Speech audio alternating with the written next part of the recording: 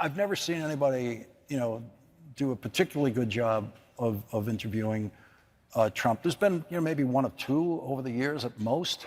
And I don't sit around thinking, no, I could do better than that. I don't sit around thinking like, oh, I wonder what Trump has to say about X. No. Like, I don't have any curiosity about his thoughts. No. Well, of course you don't, because it's impossible to be curious about his thoughts. And I don't mean this as like wordplay, but he doesn't have any. So, and that's. I think he thinks about you. Oh, he does. He thinks about you. Oh, he has hatreds. Yes. He has passions. Hatred counts as a thought. But that's what's interesting about asking a question of someone like Barack Obama, because he's a thoughtful person. It is time for the main event to cap off our evening. It's prime time, and we're going to talk about the state of our democracy. Please welcome to the stage, to the most trusted voices in America, MSNBC legends, the great Lawrence O'Donnell and Rachel Maddow.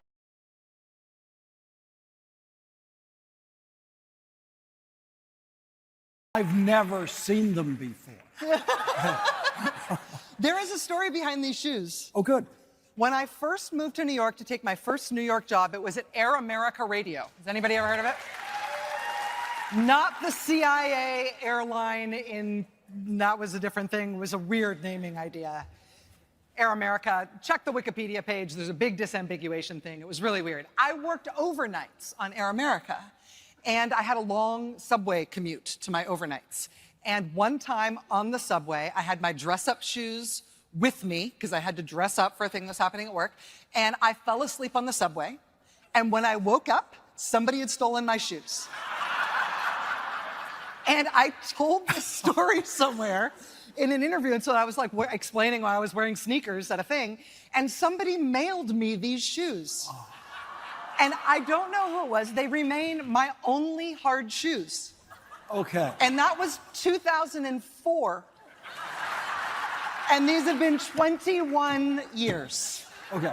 And this makes perfect sense, because I know your taste in shoes. I know the shoes you acquire for yourself. Yes. And that's why these were so mysterious to me. I just saw them backstage. I thought, let's start with the shoes. I didn't know Adidas made stuff like that.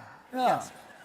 Yeah. How are you, Lawrence? I'm okay. I'm a little concerned about this crowd, though, because I know they're allowed to ask questions. So I just want a couple of things I'd like you to keep in mind. Number one, and Rachel knows this rule, for me, no current events questions.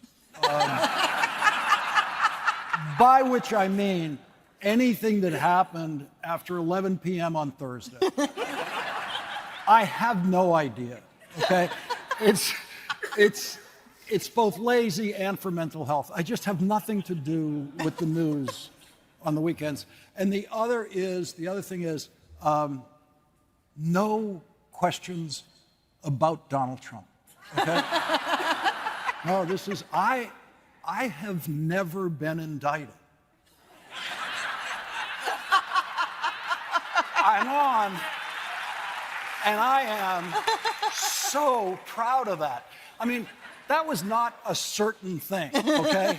If you talk to my high school teachers, indicted was a possibility. Like they thought, and I've gotten a long way without being indicted, and so anything else, just no, right? I mean, that's fair. Lawrence, when you are out in the world, which I know is a thing that you do, unlike me, I live in a pineapple under the sea. And I go out in disguise in the world wearing shoes very much like Rachel's usual shoes. But in every public presentation of self, I present as an anchorman, so you won't recognize me in the dirty T-shirt. When people do recognize you in the dirty T-shirt, I've seen it happen. Does. Do people always ask you the same questions? Like when people say, "Oh my God, you're Lawrence O'Donnell," and they say the preliminary thing, but then is it a narrow range of questions that people ask you? It's actually never a question, and it's really quick. It's, "Oh, you're Lawrence O'Donnell. I love Rachel Maddow."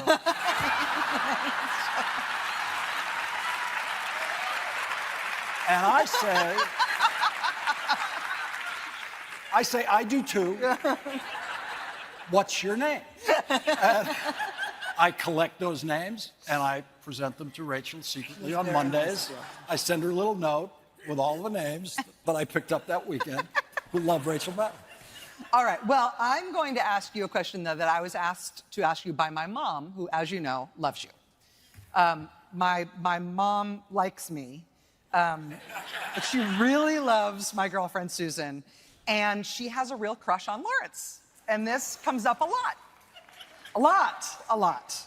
And sometimes Lawrence comes to a thing that I do or whatever, and my mom is lost for weeks because she's in this fog of, my dad's very nice about it. But, so what my mom wanted me to ask you was about your current bout of what seems to her to be fearlessness. That she thinks that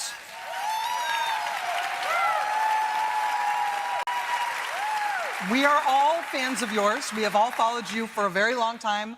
I know how you talk on television. I know how you prepare. I know a little bit about how you think about the news. But I think my mom is right, that you are in an era of Lawrence O'Donnell, not just incisiveness, but a fearlessness and a sort of willingness to fly solo in the way that you talk about this administration.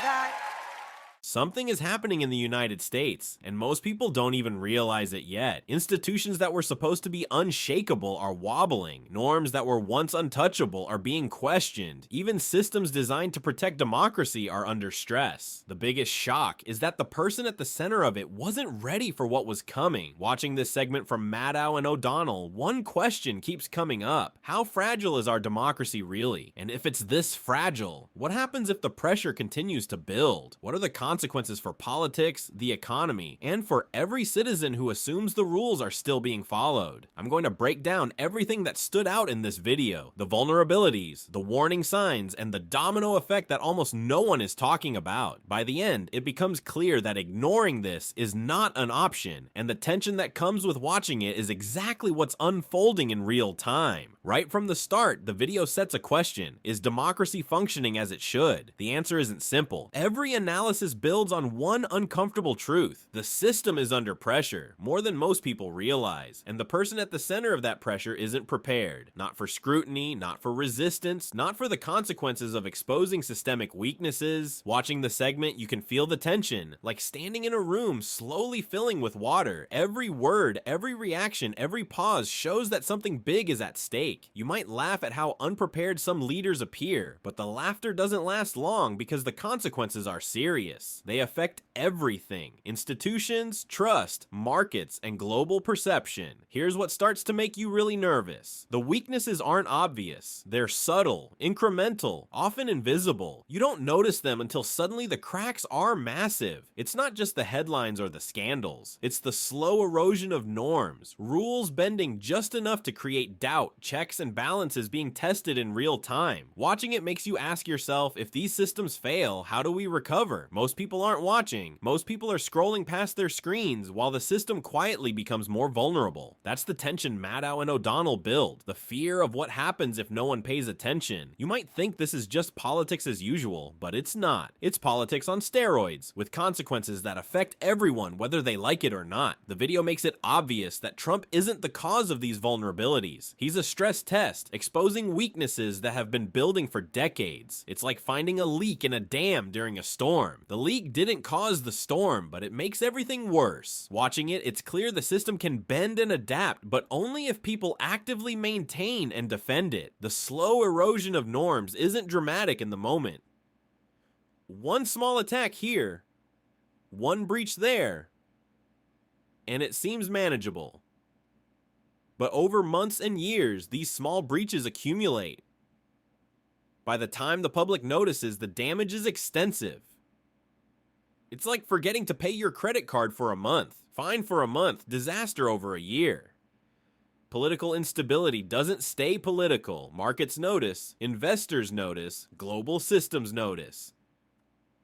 Weakening institutions and eroding norms create real-world economic consequences. Volatility rises, investment slows, policy becomes unpredictable, and international confidence wavers. Ignoring these issues isn't just dangerous, it's expensive. There are warning signs everywhere. Incremental attacks on oversight, delegitimization of dissenting voices, pressure on institutions to align politically rather than legally. Each alone might seem manageable, but together they create systemic stress. Ignoring these signs allows erosion to continue quietly. The final takeaway from this segment is about agency. Citizens, journalists, and officials all play a role. Democracy isn't self-correcting. It only survives when people act, question, and hold systems accountable. Watching this video, it's clear that passivity is dangerous. Every act of vigilance matters. Doing nothing might be easy, but it's also the most dangerous choice. Trump wasn't ready for this scrutiny or the resistance he faced. And for those of us watching, it's a wake-up call. Not about a single person, but about the system, the institutions, and the role each of us plays in defending them.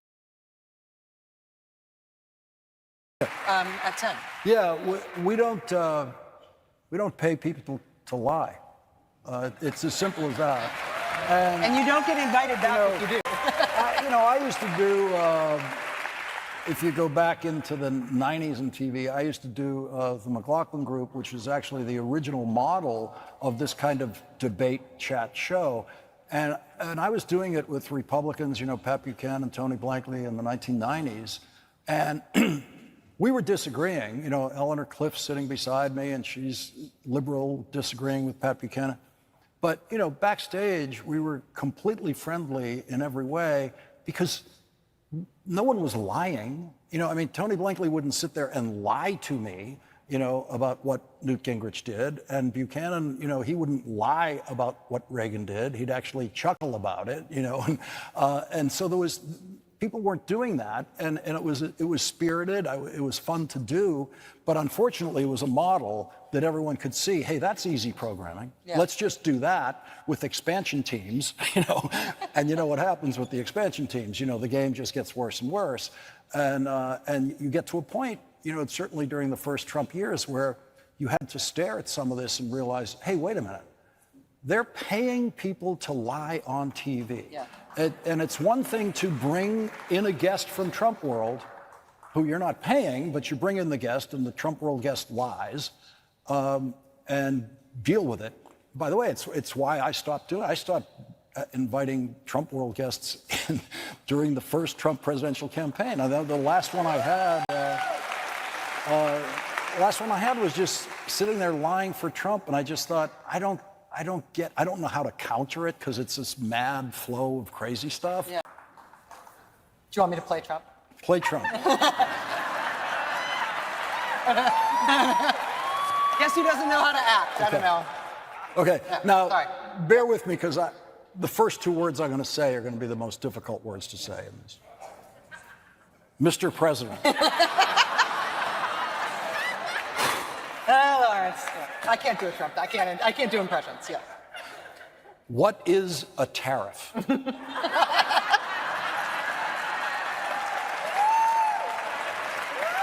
And we'll go from there. And what I'm prepared to do, and what I suggest you do, if any of you get to interview Trump, don't worry about covering some range of subjects, which is what they all kind of do. They all want to get a soundbite about the Middle East and a soundbite about, the economy. Just stay with the one thing that he doesn't know, and he's going to lie about, because the first words out of his mouth about what is a tariff will be a lie.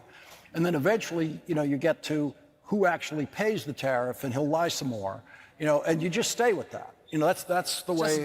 Yeah, that's the way I do it. But I've never seen anybody, do a particularly good job of interviewing Trump. There's been, maybe one or two over the years at most, and I don't sit around thinking, no, I could do better than that. I don't sit around thinking like, oh, I wonder what Trump has to say about X. No. Like, I don't have any curiosity about his thoughts. No. Well, of course you don't, because it's impossible to be curious about his thoughts, and I don't mean this as like wordplay, but he doesn't have any. So, and that's. I think he thinks about you. Yeah, he thinks about you. Oh, he has hatreds. Yes. He has passions. Hatred counts as a thought. But you know, that's what's interesting about asking a question of someone like, you know, Barack Obama, because you know he's a thoughtful person. You don't know you're going to get his thoughts. Yeah. He might need to mask a lot for various purposes or whatever, but you know in here is a thoughtful person, and this could end up being interesting, you know, if we're lucky. But with Trump, it's utterly ridiculous, you know, to think that there's anything he could say that couldn't be just putting an extra little flourish on one of his hatreds. I'm just thinking about taking that same approach to an interview with Barack Obama. Can you imagine sitting down with President Obama and being like, define this now? Do you know who your Secretary of Labor is? Like, what is the country to our north? Like, asking any of those questions to Donald Trump, actually, there's a little suspense. Like, open question as to whether or not he knows the answer, but you wouldn't have to approach any other president that way. Yeah, but I am paid a fraction of what they deserve.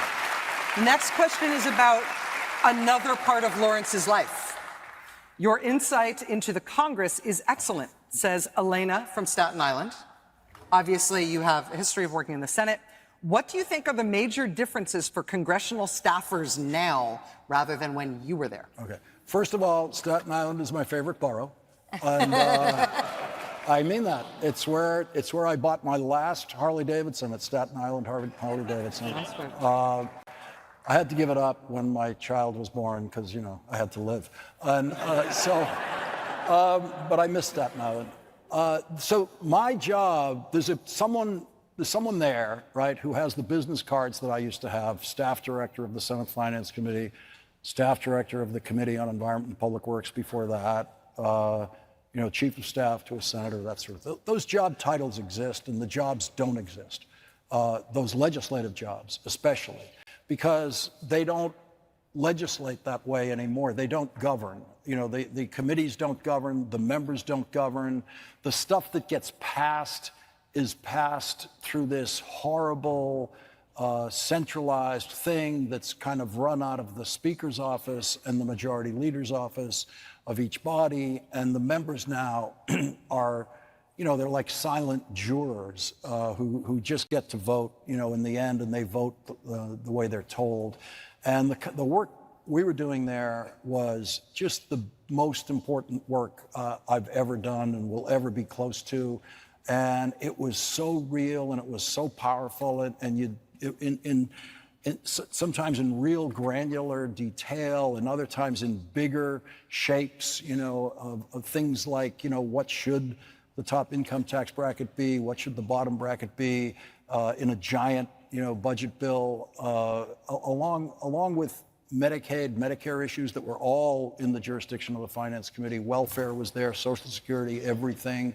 And, you know, there was a Saturday afternoon in 1993 when the first Clinton budget was going through. It was the biggest tax increase at the time in history. It was also a very large matching spending cuts, and most of those spending cuts had to occur in our jurisdiction, which meant reductions in the increase of growth of Medicare and Medicaid. And what that meant for members was generally just voting on a number. But what it meant for us, the staff, was sitting in, you know, these conference rooms together for days on end, line by line through the Medicare budget, line by line through the Medicaid budget. And, you know, there's a project for hemophiliacs in Rochester, New York, and here's how much it costs. And, you know, can we trim that by, you know, X? And, you know, I like hemophiliacs. You know, I don't want to trim it at all, and I like the program. You know, but you know, it came down to that kind of specificity, and the number that I would end up choosing for the various debates there at that point would be what would happen, you know, in that institution in Rochester. And it was real, and it was heavy. Yeah. And I mean, the gasoline tax was last increased, as I know you all remember, in 1993 by 4.3 cents. 4.3 cents. We started off trying to get a much bigger tax on general energy issues and all that didn't work, and we had to negotiate that. And that was just me alone in a room with the senator from Montana and his staff over a number of weeks, days, in the end, literally grinding out the tenths of a penny. And I secretly knew that I can put this whole budget package together if I can get at least 4 cents out of him. Every other Democrat was willing to go to a dime if necessary, which was the last time we'd increased it. But certainly, 5 cents would have been great. But I'm literally trying to get every single tenth of a penny out of that, because every tenth of a penny I get is something I don't, have to take away from hemophiliacs on the other side of the bill. And so that work doesn't exist anymore at the staff level. It's gone. If you watch The West Wing and you dreamed of, I'd like to be in the room, doing that kind of staff room, that work on stuff that really matters, it's gone. And it's all just done by a very, very, very impersonal, remote control distance at the Senate Majority Leader level and the House Speaker level. And the staff is robbed of both the responsibility and the experience that they used to have. And that was way too long an answer. Well, the idea, though, that the governing process is now a top-down thing where only the people on top get to make it. Yeah, and so it's much cruder. It's much cruder. Tells you something about our politics. No one doing the governing now even knows that program in Rochester is affected. Yeah. They don't even know. And never mind the bigger strokes that they don't know. The more you watch the Maddow and O'Donnell segment, the clearer it becomes. The weaknesses in the system aren't abstract, they are visible, they are tangible, and the scary part is how quickly they escalate when left unchecked. At first, it feels almost theoretical. You think maybe the checks and balances are just being tested, maybe it's normal political pressure, but the video makes you realize that what's happening is far more dangerous. The pressure isn't occasional, it's constant, and every small breach builds on the last, creating a cumulative stress that can destabilize the entire structure. Watching it, you start asking yourself, what happens if the institutions fail to respond? If oversight falters? If norms are ignored repeatedly? The answers aren't comforting, and that's the tension the segment builds. The slow, relentless fear that the system could fail without anyone even realizing it until it's too late. 1. The subtle erosion of norms. One of the most chilling points is how norms, those unwritten rules that keep democracy functional, are gradually being eroded. The video doesn't sensationalize this. It shows it happening quietly, incrementally. It's easy to dismiss one breach, one ignored protocol, or one political pressure on oversight might seem minor, but Maddow and O'Donnell illustrate that these small breaches accumulate like cracks in a dam. Each small decision to bend the rules doesn't break the system immediately, but it slowly weakens it. And here's where it gets terrifying. When norms are eroded, it's not just about today's events. It's about setting precedents that future actors can exploit.